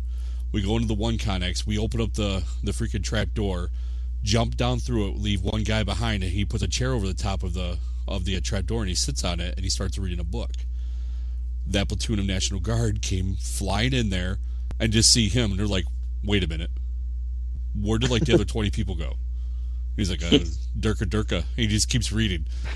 And they're just like, what the hell? Like they came out, and I was just sitting, because there's a bunch of burn barrels, and basically if you weren't quote unquote in the mission, you're just some random civilian. So we all were just sitting by the burn barrel. And the LT comes out, and he's like screaming at his guys, where do they go? And we're like, holy shit, this guy's pissed. It was some brand new butter bar, fresh out of ROTC or something like that, but he was losing his mind, because literally his commander, like you could hear his commander screaming at him over the freaking radio. And you're just like, man, this is great. And those other guys popped up on the other side of the city, and they're all sitting in the building, and they all just slowly start trickling out onto like one of these self-made porches that they had made. And they're all just sitting down and whatnot. And the LT looks across the way. He's like, isn't that them over there? And they're like, that's impossible, sir. How did they get over there? This went on for like 2 hours. Like, to the point where the LT grabbed the interpreter, went over, questioned our guys, came back over. They were so confused. And finally, our first sergeant was like, just stop it. Stop it. You guys have fucked with them way too much. And, yeah, it was like they had an after action review, AR, whatever you want to call it there, on the spot right there. And we all were cracking up, and we were all told to leave like right after that. Our first sergeant was like, get out of here. Like, you embarrassed the shit out of this whole freaking unit. Like, yeah, it was fun. So that's what you're supposed to do, though, right? Oh, like, my God. It was freaking so damn funny. And the OC, who was a major, came over and just ripped into them. And they ended up running it like 3 to 4 times. And afterwards, that lieutenant actually came over to a small group of us and thanked us for embarrassing him. And he was serious. He was like, if we'd have done that over there, like, we probably all wouldn't be here right now. So he's like, I just want to thank you guys. We're like, it's all going to change when you get over there anyway, sir. Like, nothing that we're doing here is really going to prepare you for what's going on over there. It's just expect the unexpected. Right, and maybe like 2% of what we're doing over here is really going to prepare you. We're like, good luck, sir. But just his look was probably the best. That's awesome. Oh yeah, and we had such a fucking blast with it too. One of the guys came up with this fucking great idea, and the locals, like the local filler people, like they would go home at night, like they were there during the day and this and that, but they didn't stay 24/7 or anything else. Like, they had this fucking pretty cake fucking job, like, if I didn't need a whole lot of income, and I would fucking do that just because it's funny and fun. But so one of our guys was like, hey, listen, could you get us some like catfish stink bait? He's like, oh yeah. He goes, my cousin's got a bait shop, blah blah blah. I'm like, this is perfect. So one night, and this might not have been scripted, we might have done the blankets over the wire and everything else and snuck in, and we might have accidentally put stink bait in some of their Humvees. Allegedly. Might have accidentally, accidents happen, that shit's prone to happen, especially that many people involved, shit like that. It's happens that way. But yeah, some of that shit was incredibly fucking fun. So I couldn't imagine doing it for a year and a half. Well, I mean, I was stationed out there for 3 years. So playing Op 4, I mean, for the first year and a half, it was basically riding through the desert and in OSVs, which is mocked up 113s with basically like a Bradley chassis. They'd fuck you up if you hit the wrong bump because they were so top heavy. But but yeah, that was, I mean, the first year and a half, our mission would change all the time from depending on what rotation was there. Like there was one rotation where we were going up against an airborne unit out of Bragg. Oh, who's there? The 82nd. Yeah. It was one of the guys from one of the units from the 82nd, but we didn't realize that they had an SF group attached to them. So we were all out in the middle of the desert somewhere out there, and we'd all fallen asleep. Well, this SF group thought it'd be hilarious to go by and slash our necks with a red marker, saying basically that we were dead, and they got all of us, and we woke up like as the last one was doing it. We're like, what the hell's going on? And then OC comes up and goes, yeah, you guys are all dead. We're like, yeah, okay. He's like, hold up a mirror and look at your neck. And he just walked away laughing. And sure shit, they got all of us. We're like, damn. We're like, that's bad motherfuckers right there. And hold on a second. Yeah, how do you not laugh at that if you're in that situation? Oh yeah, we did. We weren't even mad. We just went back to bed. And we're just like, well, fuck it, we're dead. We're just going back to sleep. Yeah, but I mean, we had some really good when you units. were a kid and you'd say, bang, bang, you're dead. Brush your teeth and go to bed. Right. I mean, that's exactly how it was too. It was just like, oh, okay, I guess we're dead. We're going to just go back to sleep. But yeah, we had some really good times out there though. It was always scary when an airborne unit came in and they did like a night jump, because they would get jacked up. Like the hospital on post would be full of freaking paratroopers that blew out their legs or their ankles or their knees. I mean, you name it. Well, that's just brutal. I mean, I got to do it out of a fucking sea night, and I mean, I with no training whatsoever. Basically, like I got like a brief on the ground before I was going to do it, right? And then they fucking threw me out, and then we went up, and you know, I had no problem jumping out of this fucking helicopter, because as soon as I walked in, I looked up at the wire and his hydraulic fluid hit me in the fucking eye. I'm like, I have no problem jumping out of this fucking thing. You know, no. That's a good sign. If the aircraft has a leak, it means it has fluid. Right. Well, yeah, good point. When I hit the ground, they didn't tell me this, but they told me later. It's like, oh, it's like hitting the ground. It's like jumping off a 2-story building. I'm like, well, thanks for fucking telling me that afterwards. Right. I mean, I tried to do the whole fucking feet, ankle, knee, hip, the whole thing, and I basically just fucking bashed myself into the fucking ground.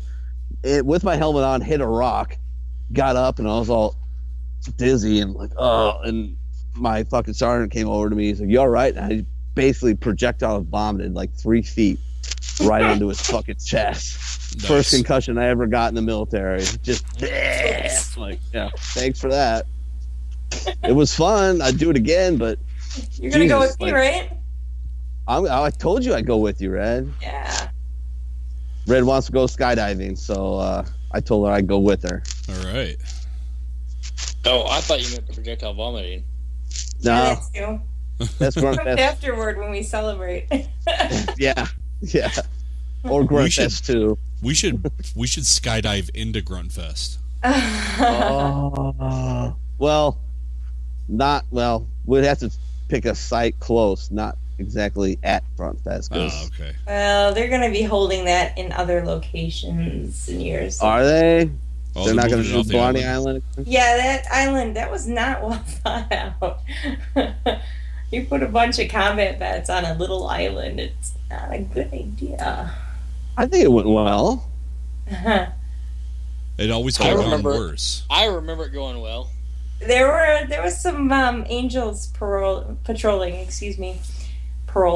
Paroling? Yeah, angels were on parole. Yeah, they were. But I actually remember They getting were political kinda shitty prisoners. because there were civilians. I'm like, what are the civilians doing here? And like, Oh, there were it's open to kids everybody. there. Oh. And I was getting like, what the fuck is this? Like, this is wrong. Like, You know what is funny though? I do remember a table of civilians getting crop dusted. oh, I'm sure you. It wasn't you, was it? No place. Oh, I don't know. It might have been.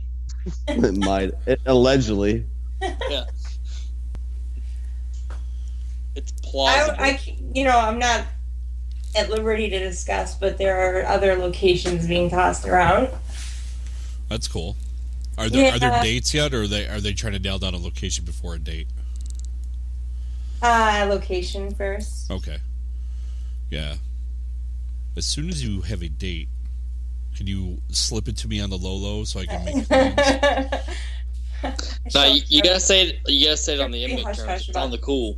Yeah. It's kind of an eyes only thing sometimes, but Slip it to me on the sly. In the family stone.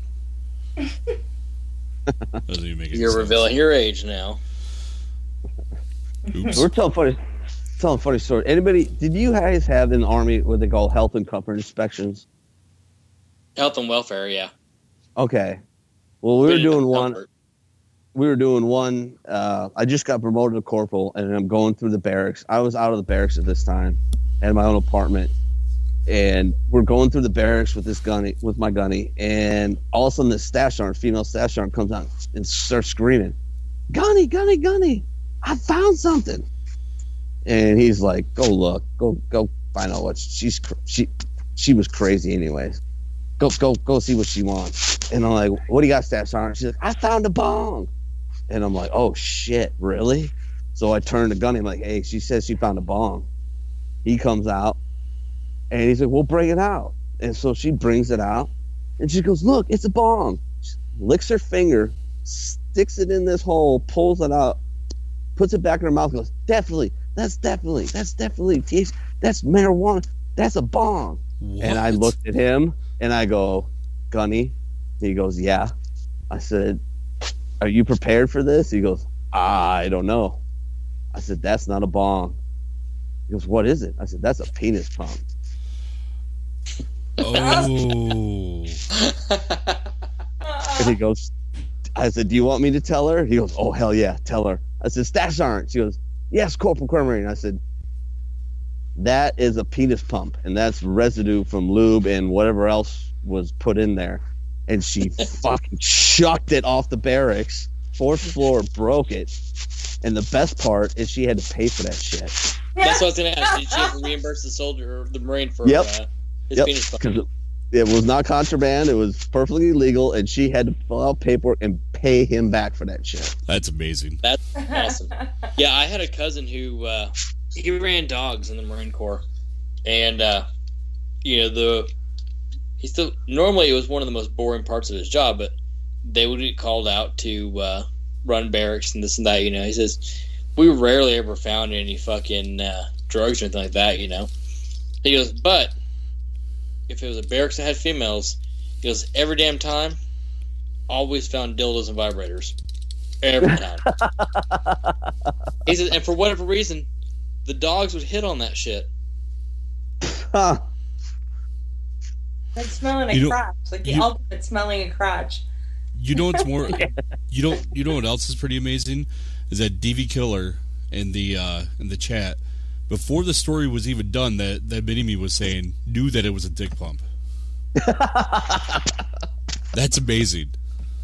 Maybe it was his dick pump. Maybe he was in my unit. I don't know. Right, like as you're saying the story, like I look over and I just see dick pump come up, and I'm like, really? And then you said what it was. And I'm like, damn! Like, was he there?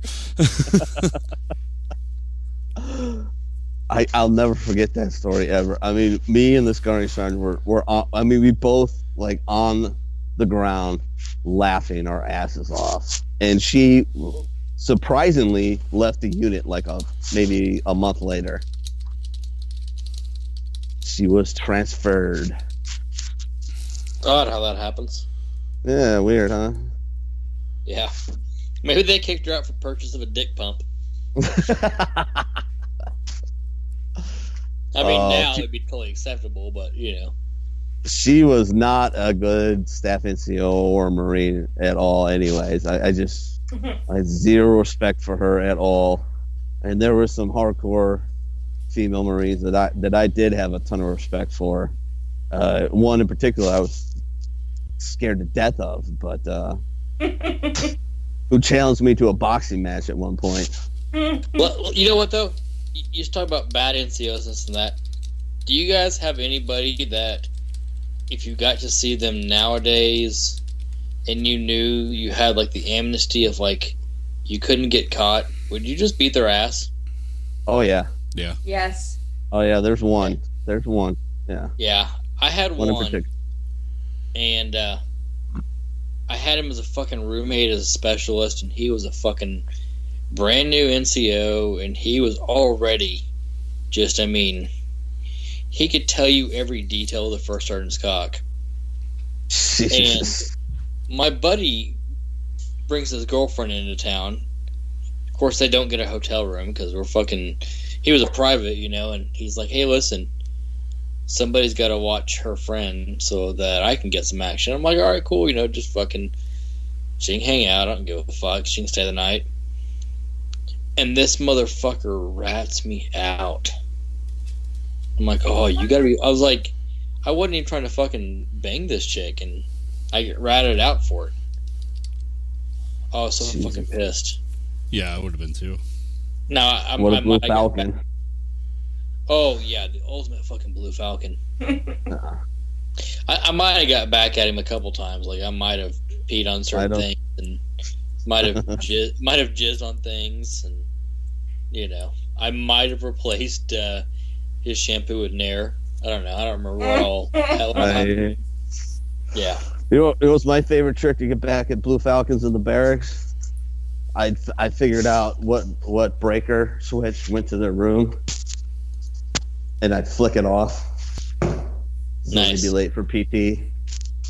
And then I'd just, we'd already go off. We'd go off and come back for PT, and he was, UA, and he'd get at least a page 13. I don't know what they call it in the Army. I don't know if it's the same in the Army, but page 13 in the Marine Corps, which is basically a slap on the wrist. You were a bad boy, but it still goes on your record, and it affects your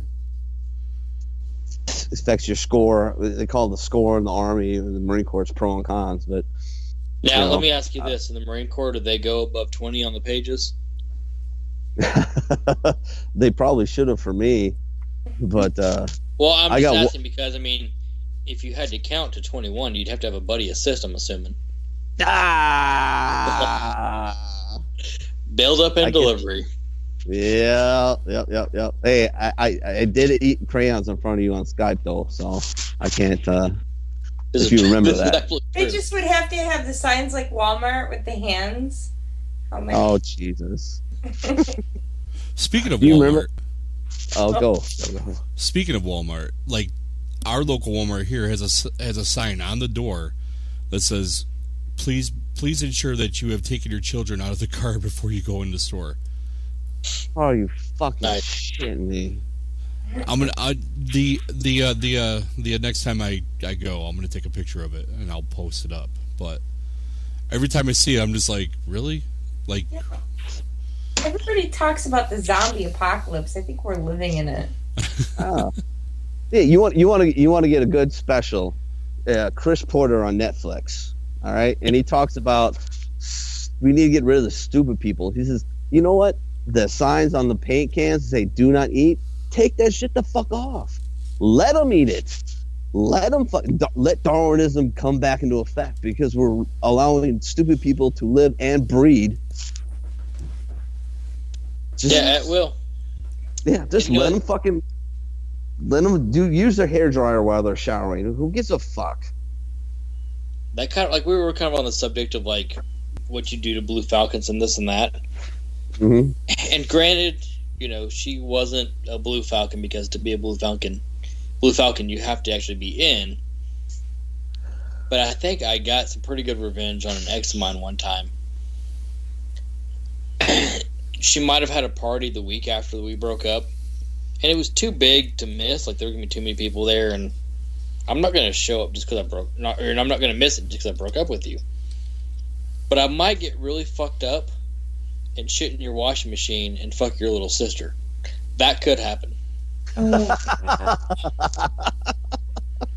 Hey, I'm still looking for a proper place to do an upper decker. Oh, what? Oh, dude. I'm An telling upper you. decker. Mini-me, you don't know what an upper decker is? No. Okay, let me. You know what? I have real world experience with the upper decker. Let me tell the story of this one. Yes, please. So we go early in the afternoon to the Buffalo Wild Wings because it was the hockey playoffs. We're eating wings and I'm drinking beer and Jaeger and just having a grand old time. Well, after the playoffs are over with, we go to our favorite bar. And our favorite bar at the time, the men's bathroom didn't have a seat. So you definitely are not going to shit there unless you want to do a hover shit.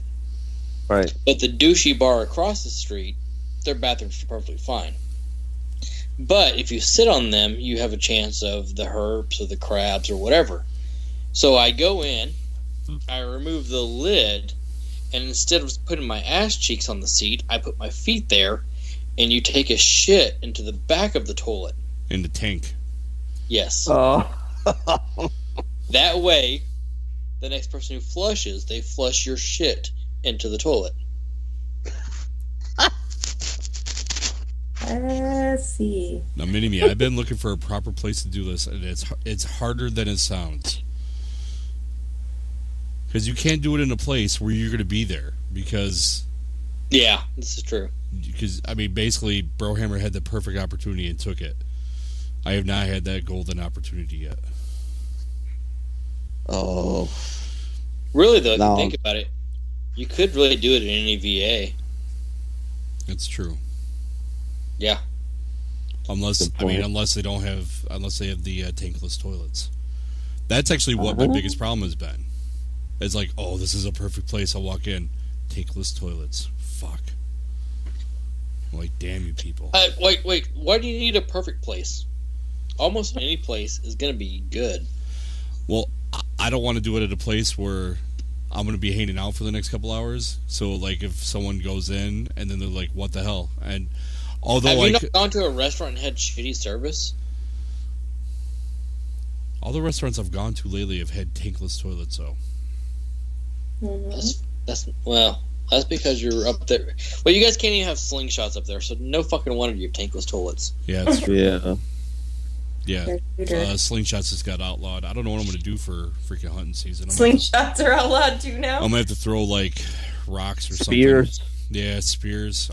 No, we can't even have... We can't even have spears, man. I think all What, you are have you left is laughing? like throwing insults. You'll have to throw safety scissors. I'm just going to scream die at whatever deer I see, and hopefully I just get lucky. Have you guys actually seen the video of the guy that killed the deer with a fucking rock? No.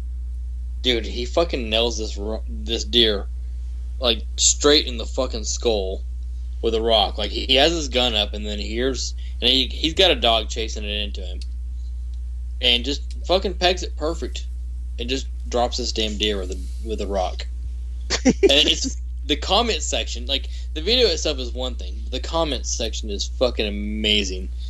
It's talking about Obama's now rock-free zones and this and that.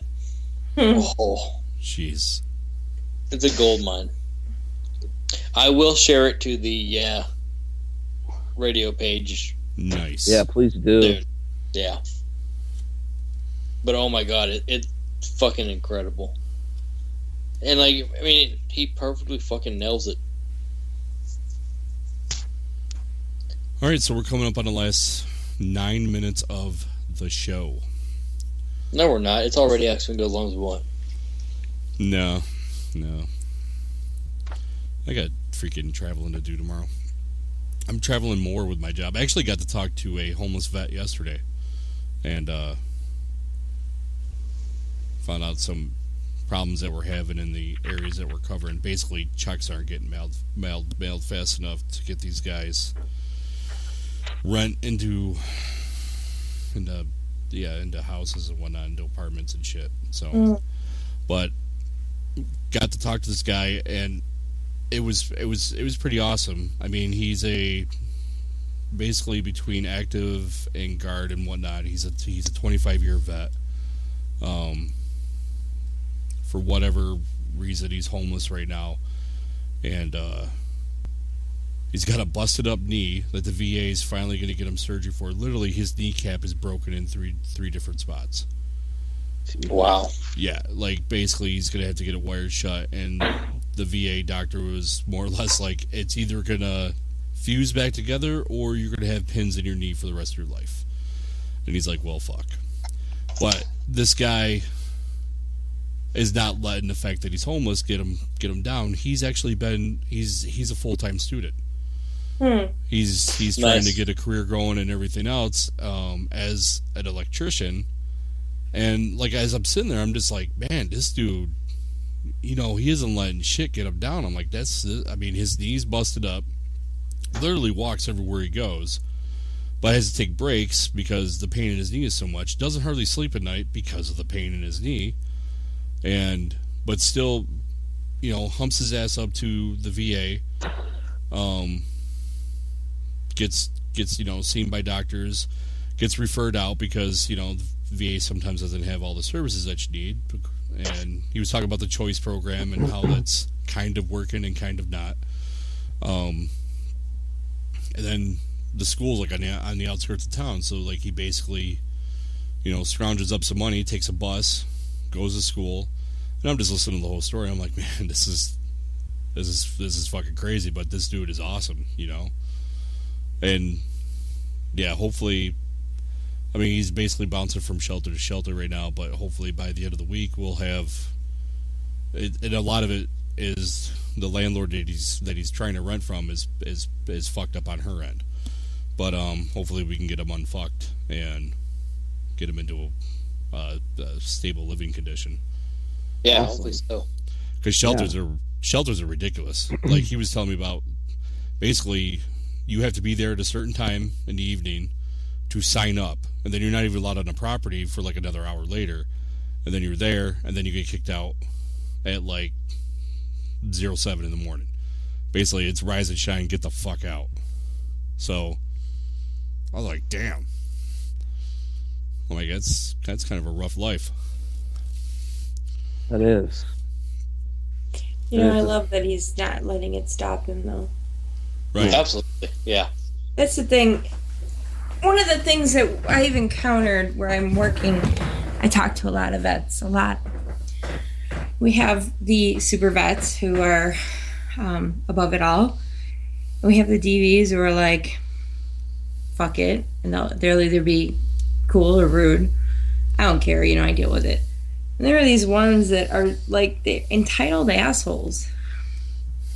And they act like everybody owes them something. Like, I'm a veteran, I did this. It's like, you know what? You and I both know you volunteered. I mean, I get it. We all did what we had to do, and some of us had easier rides than others, but, the world doesn't owe you shit. And, it's kind of hating me. It's kind of making me dislike a lot of veterans because they're kind of assholes. Mm-hmm. Everybody calls up and demands free shit and, throws a temper tantrum. And if you don't do this, then I'm not gonna do that. And it's like, really? So you're saying if I don't do this, you're gonna do this? Yeah, that's what I'm saying. Like, wow. Okay. But anyway, my point is that I love hearing that spirit there because I think that's the thing that defines us as veterans, is that we are the people who do, and we don't quit, we just keep going and going and going, and life challenges us constantly. We are very resilient. It's what you do with it that matters, though. Yeah. And I lost that for a while after I lost my wife. I gave zero fucks. I let my life crumble in front of me and didn't give a shit. fuck it, fuck it, fuck it, fuck it, fuck it, fuck it, fuck it. I didn't care. And guess what? It took another vet to start me on the road, who's my uncle, who called me and says, get the fuck off the couch, move the fuck up to Cincinnati, you're working for me again. Okay. Wait, like, I couldn't say no you're to down in him. Ohio? Yeah. All right. I provide services in Ohio. So Oh. Hey, so if man, you're up you in northern Ohio ever, like the northwestern side of Ohio, let me know. Will do. And Definitely, quote unquote, make a business trip out to the northwestern side of Ohio where there you go. I got to go out to Ashtabula and I got to go see what's going on. Exactly. I need a hand in North Texas. And we don't provide services to Texas because Texas it's its own country. It's Texas, so, yeah. Hey, Bro Hammer, I volunteer. I'll fly down and I'll teach you how to drive stick. So Satcast can give you shit more. I've taught a lot of people how to drive stick. Just this became a really gay porn really quick. Yeah, right. Yeah. You took it there. You didn't. You did. Me and Red were both thinking the same thing though. Getting back yeah, to that spirit, Minnie, we all have had that at some point or another. It's what you do with it. It's, hopefully you had somebody there that, like your uncle or other people had, just a call to say, hey, you where you been? Are you okay? He's like, get up off of your ass, come work for me. And then a couple months later, it was the anniversary. Bro Hammer knows this story. I know Red does too. It was the first anniversary of my wife's death, and I was going to a really, really dark place, and a battle buddy, Army medic who served in Iraq, said, "Hey, check out DV. You might like them," and I did, and I was like, "Holy shit! Like these are my people."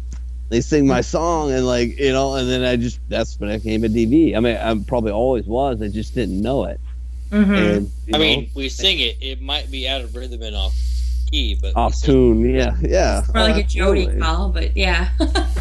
I didn't know Bro Hammer from Shinola. I met him at Grunt Fest, and I spent half the Grunt Fest with him and Sack Tapper, and maybe a quarter of it with Red. Mm-hmm. And the rest of the time just like meeting random people and doing an insane amount of shots. But it was like the most amazing experience I ever had in my life. It was Grunt Fest. It was stupid. That's awesome. Stupid amazing. Remember that. I was a Grunt Fest. You were. He's the only sober one there. She was. Irony. And injured one. The only injured vet at Grunt Fest that day with that big old thing. I'm sure I'm not the only injured one, but one with an active wound. the active wound, yeah. I'm pretty sure I remember drinking out of a leg, but... Oh, pirate, yeah. God bless him. All right, so we're coming up to the end of the show here, and I don't know, do you guys got any last remarks before we kill the show and send Devil to bed so you can get better? I want to say, never give up and check your battles. Speaking of checking your battles, this Pitbull sent me a message last week. I think it was on Friday, just randomly. Hey, how are you doing? I'm like, what the hell are you sending me a message for? I'm like, I'm fine. What's up? He's like, no, I'm just I'm checking on random battles. And I was like, oh shit, sorry, thank you. like, cause I was just getting out of work and I was like, what the fuck you messaging me for? And, I was kind of a dick. And then, but I thanked him for it. And I was like, all right, that's pretty awesome. So shout out to Pitbull, who was supposed to be here tonight. Devil, could you slap your little brother up and tell him, next week he owes me. He owes me like 1,000 push-ups. But go ahead, Red. I'm sorry. Didn't mean to interrupt. No, it's fine. I just was saying, never, never, never give up. You're made of tougher stuff. I guess all I can say is, what I brought up earlier is check out Comedy Warriors. Yeah, I'm going to check that out. I got to write that down on my paper here. Check these vets that, they've been through hell, been blown up and burned, and they still have the gall to get up on stage and tell their story and make it funny and be cathartic for them, not only for them, but for other vets and for family members of vets. Go check that out on Netflix. It's awesome. And I'm going to do my best to get one of these guys on the show. I'm going to get one of them. I don't care what it takes, but I'm going to get one of them. And if you don't have Netflix, I will give you Dan's password to Netflix. Might come with a lot of chill, but I'm going to do a two-parter on mine, kind of expanding on what you were saying. And, after you're talking about drinking out of the leg, I had a really incredible opportunity one time. I worked between the Army and the last job I just left. I worked for a composites manufacturer. And one of the things that we did was we supplied material to a lot of different medical companies, including a company that made prosthetic limbs. Well, as a tax write-off, we and then the end product manufacturer would write off some stuff that would go to both the VA and the DoD. So some of the guys were actually still active. And they wanted to do a big PR deal and this and that, And I got asked, because not only had I participated in the actual manufacturing of the material, but being a vet, to actually go out and meet some of the guys and be there when they were first getting their new limbs and everything like that, and getting stable on them and everything else.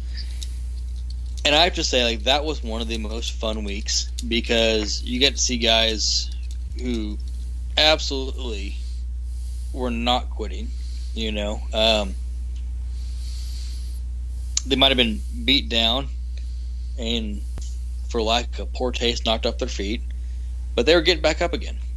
And I say that in poor taste, but they knew that. I'm sorry, I'm laughing because I had somebody call me and bitch me out about something, and he's like, I was blown up 3 times. I'm like, boy, you had a blast. He's like, cricket. I'm like, come on, that was a joke. But oh man, the sense of humor that was there was incredible. Now, this was a full week thing. By day 2, I was making runs to the liquor store and buying the airline size bottles and fucking sneaking them in as many as I could. And I literally I went out and bought a roll of duct tape, so to maintain noise integrity, and was duct taping them, so that they wouldn't clank together. But it was an incredible fucking week, and it was uplifting. It was at a time when I'd kind of separated myself from the veteran community to a certain degree. I wasn't reaching out to brothers. I didn't have a whole lot of veteran friends.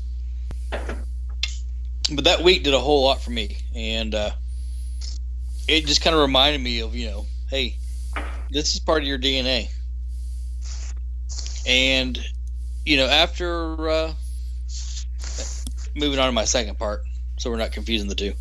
But one of the other things, too, is after kind of a comment that I got in the last 2 weeks, I want to make a comment that I think the majority of the community embraces. But anytime that I say anything personally where I use the term brothers, it includes all of our sisters, too. It's just kind of a catch-all for me. Yeah. Yeah, I agree. I don't think everybody here can embrace that. Right? Yeah. Yeah. Sometimes I qualify it, but I don't know why, because I know Red understands. I mean... Well, I do remember that video of you remaking Sister Act. That's a little bit different, but hey, So the what? The video of you remaking Sister Act. Actually, 2, the sequel. Is that the unreleased GoPro footage from Gruntfest? Is that what you're talking about? No, it's not even that. Not that good. I think it happened in Missouri. Oh, no, that wasn't me. That was fucking Shakes. That was BB Shakes. Alrighty, so to wrap up the show here, fuck your schedule. What? Fuck your schedule. I haven't got my 2 hours yet. I showed up late. I can easily just disconnect you. We should just throw Hammer's 2 hours. I mean, come on. I mean, he is the Brohammer. He is the Grunt Fest. I'll leave it on for Brohammer to continue for another 2 hours. I don't care. I'm an equal opportunist. Okay, so tomorrow night we got Proby doing the salute report at 1900 Eastern Potato Time, and at 2100 we got the DV main show.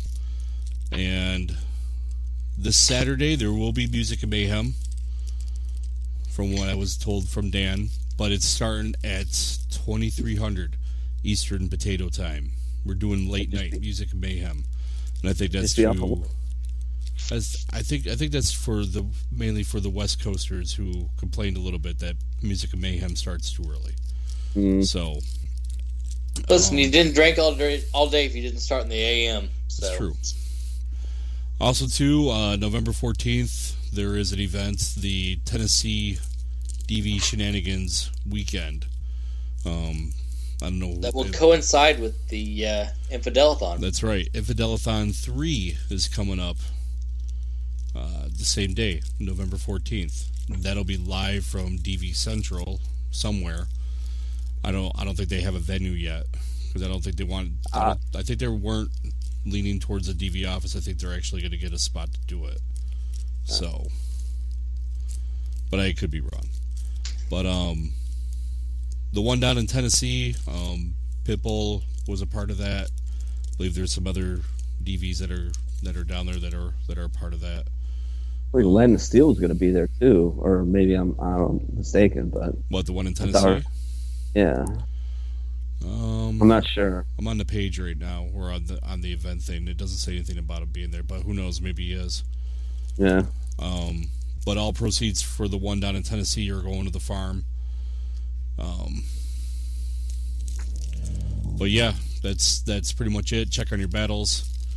You guys in chat that have hung out with us for the whole show, or at least part of the show, thank you. It's always a humbling experience to see the chat fill up. I mean, we had like 10 people there at one point, so we started out slow. It was a 1-to-1 host to listener ratio, and we tried to avoid that. We tried to get many more listeners. At least 1.5 to 1. Right.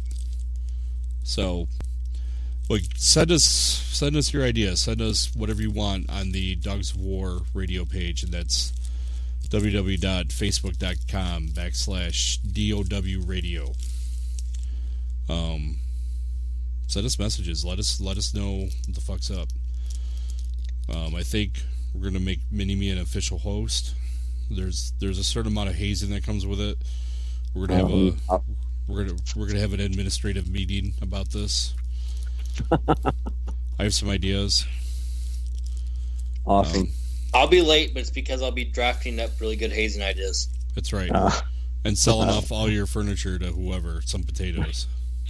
Yes. I'm sure Sack Tapper's going to contribute. Just remember, you He'll can be consulting with Sack Tapper. Write it off. Yeah. I look forward to it, though, really. I really do. It'd be an honor to be official. So, bring it on. I can take it. I'm a Marine. I'll get some crayons. I'll go to the store. I'll get some extra crayons so I can have some comfort. And I think we should give him a 64-pack as the welcome to the family. Does he have to sing on air? Oh, that's right. We have a duet with Red. Yeah, we can sing the Archie Bunker song. For the way Glenn Miller played. That's pretty good. Songs that made the hit parade. Oh my gosh. I'm not impressed. Yeah. Keep going. No. And that's how we're going to end the show. God, if you ever did an outtake of all my stupid comments, I'd be screwed. Oh, I have them all. Not the way I thought.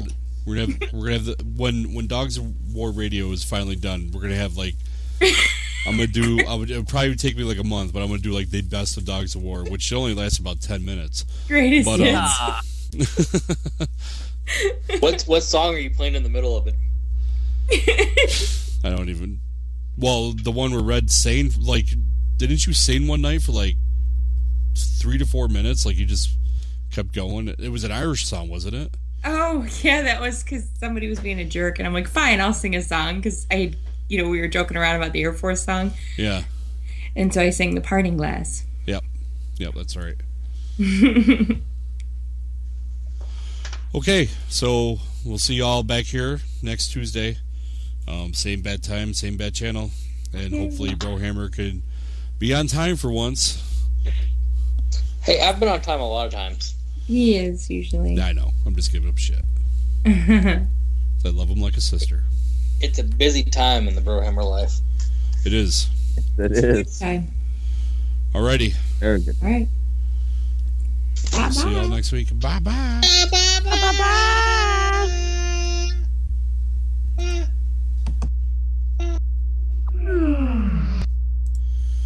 Goodbye, everybody. See you next week.